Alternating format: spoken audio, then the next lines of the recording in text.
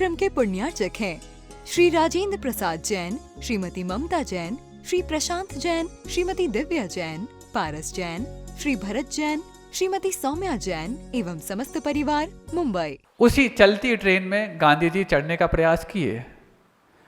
चढ़ते वक्त उनके पैर का एक जूता निकल गया। चढ़ते वक्त पैर का एक जूता निकला, ये तो कोई बात नहीं, हो सकता है जल्दबाजी में ऐसा संभव है, लेकिन उन्होंने कुछ ही सेकंड के भीतर अपने दूसरे पैर का जूता भी उसी दिशा में फेंक दिया जहां पर पहला जूता उतरा था। अब बात समझ में नहीं आई। जो लोग वहां पर सीट पर बैठे हुए थे उन्होंने इस दृश्य को देख लिया कि चलती गाड़ी में एक मूर्ख व्यक्ति चढ़ा और एक लापरवाह व्यक्ति चढ़ा। लापरवाह ऐसा कि चढ़ते चढ़ते एक जूता उसने ट्रेन के नीचे गिरा दिया, और मूर्ख इसलिए कि एक गिरता तो कोई बात नहीं, दूसरा उसने जानबूझ के गिरा दिया। तो जैसे ही गांधी जी ऊपर चढ़े, वो सीट पे बैठे कुछ अपने आप को मानने वाले विद्वान, तथाकथित विद्वान, हाँ, जो दूसरों को मूर्ख समझे उसको विद्वान तो नहीं माना जा सकता, उसको तथाकथित विद्वान अवश्य कह सकते हैं। आप लोग क्या समझते हैं? खुद को विद्वान कि खुद को मूर्ख? हाँ? और महाराज को भारी कि महाराज को हल्का? शरीर से भले ही हल्के हों, लेकिन हल्के में मत लेना, नहीं तो हल्के में जो लेता है उसको भारी पड़ता है। ये तो आपने 2 दिन में देख ही लिया होगा, समझ गए ना? शरीर से भले ही हल्के हों, लेकिन हल्के में मत लेना। तो उसने, हम तो गांधी जी की बात कर रहे हैं, आपकी नहीं, हमारी नहीं। तो गांधी जी के जैसे ही चढ़ गए तो पूछते हैं, भाई साहब कहाँ से आए आप? अब जो गांधी जी को पहचानता नहीं था, गांधी जी कभी उसको अपनी पहचान बताते नहीं थे। क्या बताना? अरे तुम मेरे काम को जानते होते तो तुम पहचानते होते, और जब काम को जानते नहीं, मुझे नहीं जानते, तो मुझे क्या बताऊं, कितनी तुम्हें रामायण गाऊं? तो बोले यूं ही मुसाफिर हूं। मुसाफिर तो हो लेकिन सरफिरे लगते हो। मुसाफिर होना कोई बात नहीं, लेकिन सरफिरा होना कठिन हो जाता है। क्या? बोले सरफिरे इसलिए क्योंकि तुमने एक जूता तो गिरा दिया लापरवाही से। ये तो बात समझ में आती, चढ़ते चढ़ते में से पैर में से निपक गया होगा। निपकना समझते? हाँ, निपकना आपके शब्द है। पैर में से निपक गया हो गया, लेकिन दूसरा तुमने जो निपका दिया, ऐसा लग रहा था तुम्हारे गाल पर एक चिपका दिया जाए, ऐसा उसने बोला अपनी भाषा में। भाव कुछ और हो सकते हैं, शब्द कुछ और हो सकते हैं, लेकिन होता है जब कोई गलती करे, संकल्प को निपका दे, तो ऐसा दूसरे को लग सकता है कि इसको चिपका दिया जाए। अब वो कोई असाधु हो तो चिपका सकता है, साधु चिपका तो सकते नहीं, लेकिन कुछ ऐसा अवश्य बता सकते हैं जिसको समझ में आ जाए। हम वहाँ की बात नहीं कर रहे, दूसरी बात कर रहे हैं। आप लोग क्या समझ रहे हैं? महाराज धीरे धीरे सब तो समझा दे रहे आप।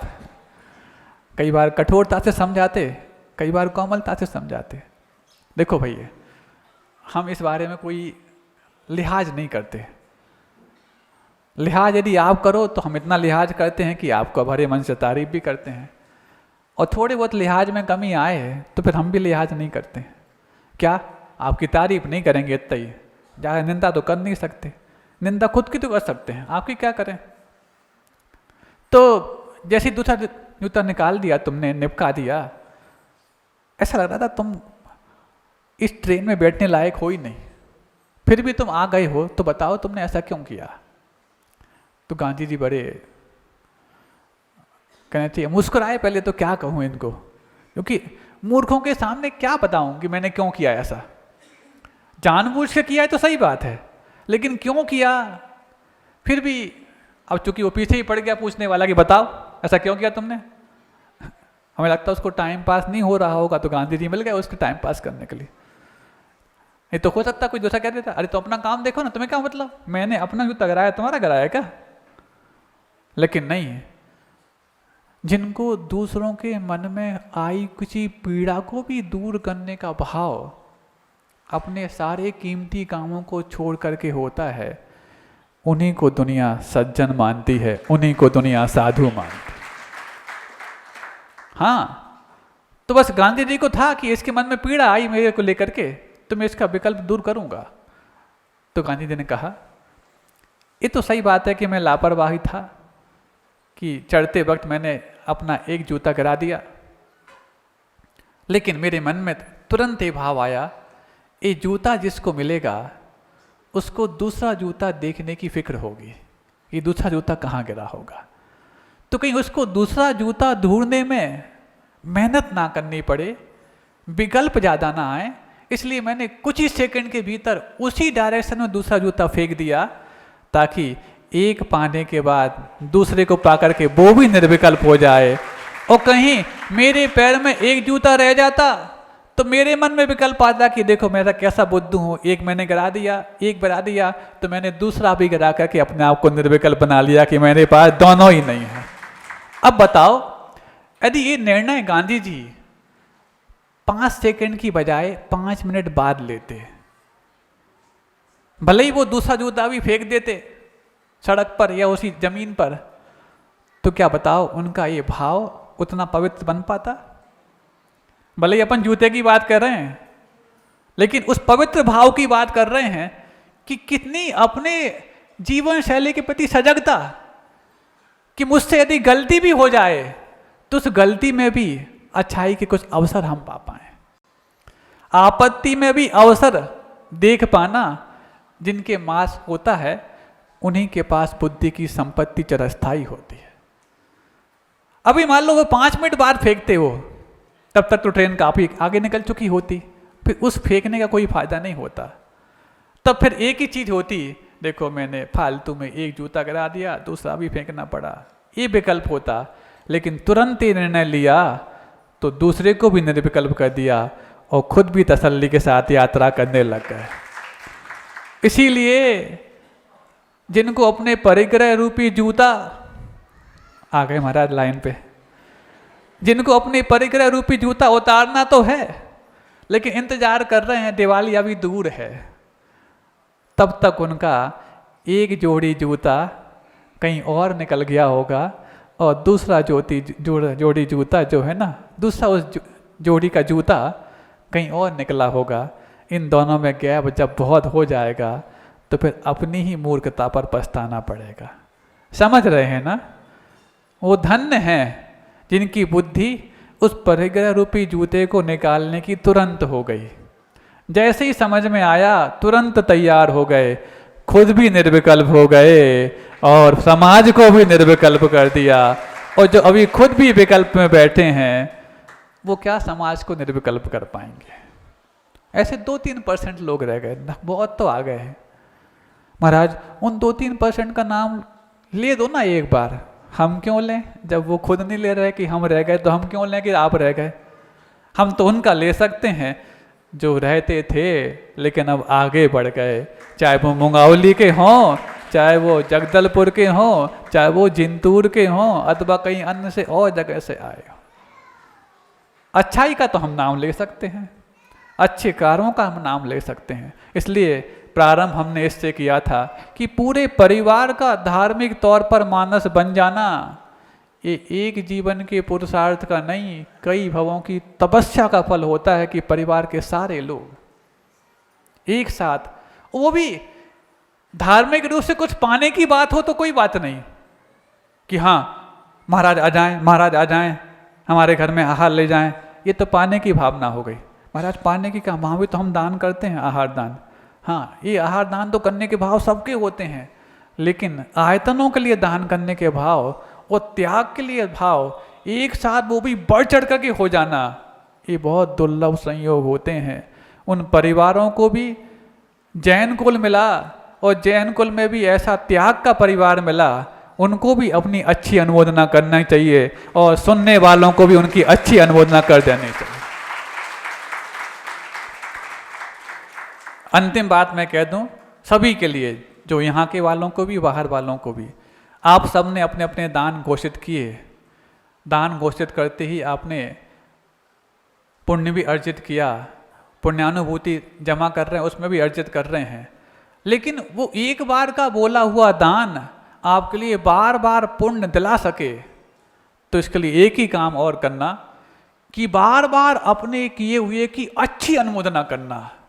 दूसरा करेगा, एक बार करेगा, वो आपको छठवां हिस्सा कमा लेगा, लेकिन आप तो बार बार कर सकते हैं, क्योंकि आपको तो मालूम आपने अच्छा किया। आप जितने बार अपने उस किए हुए दान की अनुमोदना करोगे, भीतर ही भीतर करोगे, गदगद होगे, उतना तुम्हारा पुण्य बढ़ता जाएगा।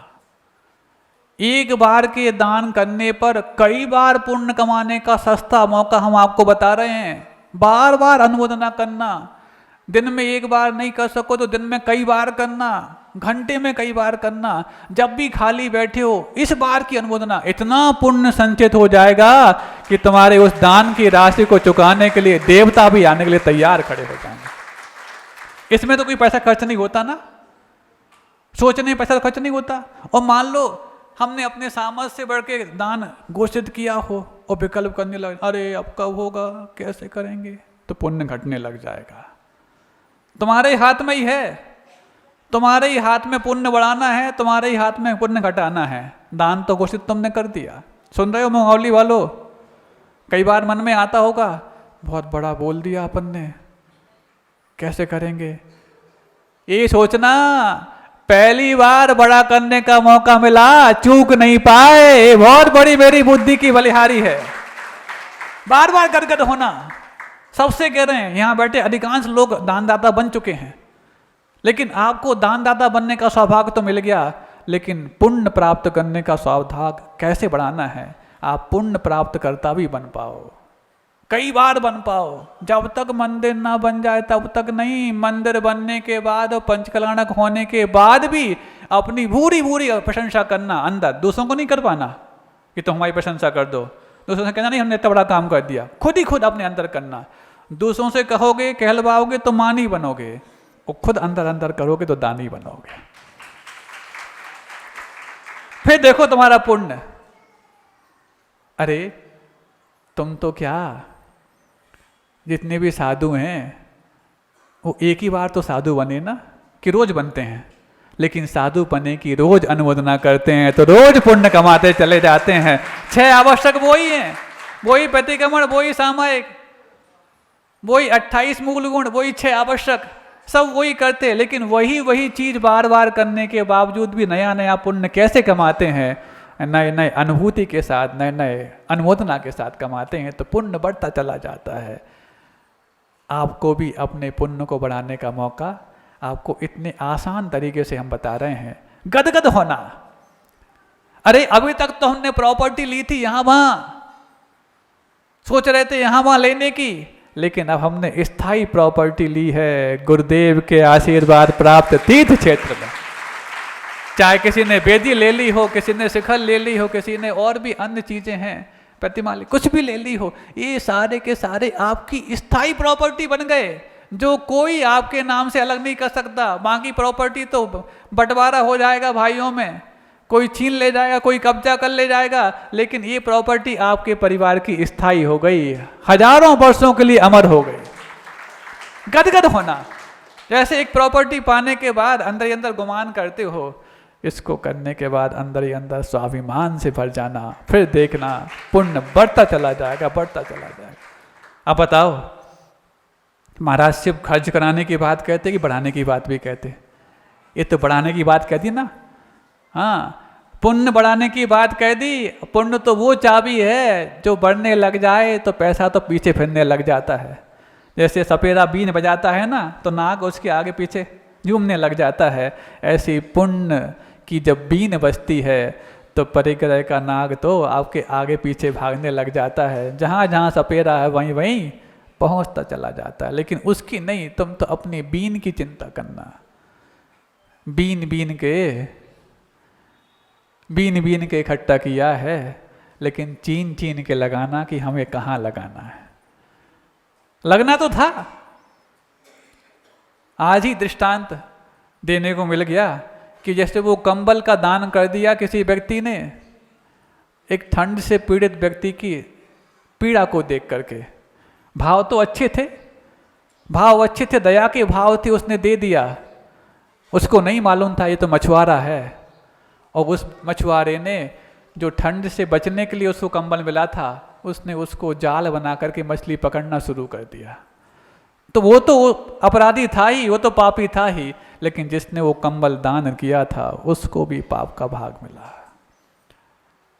इसलिए दान तो करना सीख गए, पहले कहाँ कर रहे हैं, कहाँ करना है, कहाँ आवश्यक है, कहाँ हमारा दान कई गुणित फल सकता है, कहाँ दिया हुआ दान हमारी पीढ़ियों को गौरव करा सकता है, बच्चों के लिए, संतानों के लिए एक फक्र महसूस करा सकता है।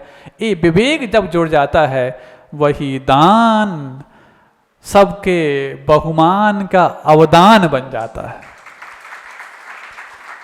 इसलिए पूज्य गुरुदेव का आशीर्वाद, पूज्य समय सागर जी महाराज के आशीर्वाद से हम यहाँ आए, और पुण्य पुंगव सुधा सागर जी, प्रमाण सागर जी महाराज आदि कई महाराजों का अनुमोदना, उनका कहना कि जाओ जाओ, ये सब कुछ सफल हो रहा है।